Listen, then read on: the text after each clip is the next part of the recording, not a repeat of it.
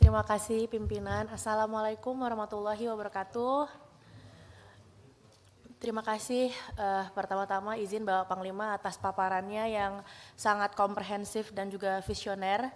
Kami izin memberikan pendalaman terkait dengan RUU TNI. Paling menjadi concern kami salah satunya adalah terkait dengan penambahan usia pensiun. Yang mana latar belakang pemikiran dari revisi UU TNI itu adalah salah satunya penyempurnaan pada aspek pembinaan dan penggunaan kekuatan TNI.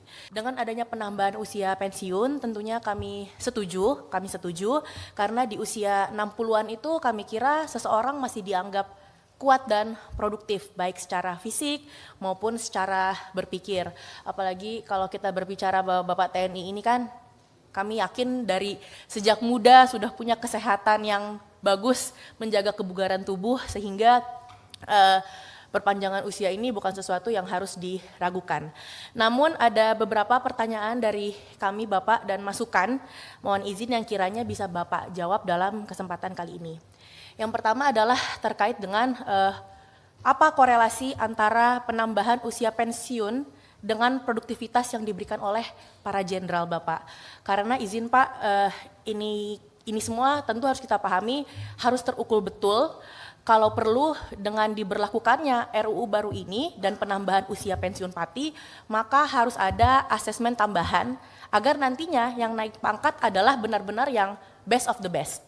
Dan tentu juga harus menggunakan merit system, jangan sampai tidak berbanding lurus dengan produktivitas yang diberikan kepada negara. Karena sepemahaman kami, apabila seorang jenderal naik, tentunya maka gajinya harus naik, tunjangan harus naik, negara yang menanggung, baik tunjangan kesehatan, tunjangan jabatan, dan lain sebagainya. Sementara di sisi lain, beban postur TNI dalam pertahanan negara juga fokus kepada modernisasi alutsista. Nah, apakah perpanjangan pensiun ini berimplikasi kepada kekuatan pertahanan kita? Jangan sampai ada ketimpangan antara belanja pegawai dengan sistem pertahanan kita. Sehingga mungkin kami ingatkan jangan hanya sekedar ada euforia penambahan umur dan jangan sampai membebani negara. Karena kan kami yakin izin Pak bahwa Bapak Jenderal ini kan jiwanya pejuang. Nah, dengan perpanjangan usia pensiun ini, apa yang kiranya akan diberikan seorang pejuang kepada negaranya? Terutama Jenderal bintang 2 ke atas, kami kira harus benar-benar orang-orang yang teruji dan berintegritas, jangan hanya karena mohon maaf kepentingan-kepentingan tertentu. Dan berikutnya juga kami yakin bahwa tata kelola personel di TNI saat ini sudah baik dan semakin baik, terus bertransformasi. Namun dengan adanya perpanjangan usia ini, perpanjangan usia pensiun, pasti harapannya akan ada perubahan dalam sistem pembinaan karir di dalam internal TNI. Kemudian juga pertanyaan berikutnya, bagaimana dengan nasib junior-junior yang sekarang ini sudah jenderal bintang 1 ataupun bintang 2, yang pensiunnya mungkin masih 8 tahun bahkan lebih. Tentu dengan akan bertambahnya usia pensiun ini, maka pensiunnya akan lebih lama lagi.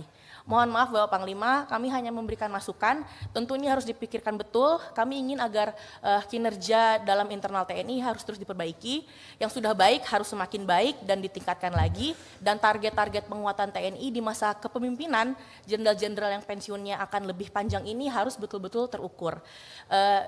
Mungkin itu saja dari semua yang kami sampaikan Pak, izin yang paling digarisbawahi adalah terkait dengan produktivitas, harus mempunyai kontribusi positif terhadap negara, tentu tidak mudah untuk mencapai titik menjadi seorang jenderal.